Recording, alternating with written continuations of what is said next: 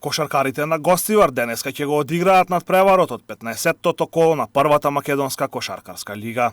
Во спортската сала Младост во Гостивар ќе гостува втората екипа на МЗТ Скопје. Со оглед на тоа дека скопската екипа е убедливо последна на табелата без ниту една победа, гостиварци со право очекуваат сигурна победа на овој надпревар. Очекувањето сигурно се дека треба да победиме на тој надпревар. Како се спремаме кој за секој надпревар, максимално се подготвуваме. Значи го играме во петок пред паузата.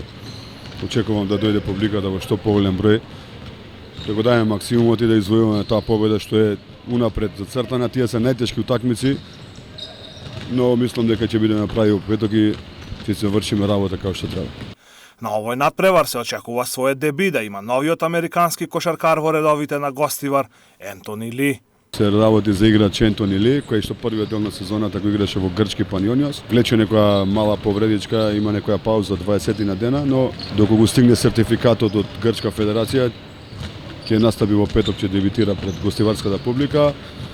А ако не стигне, здравје Боже, ќе искористиме паузата да се спреми и максимално да ни помогне во понатамошниот дел од сезоната.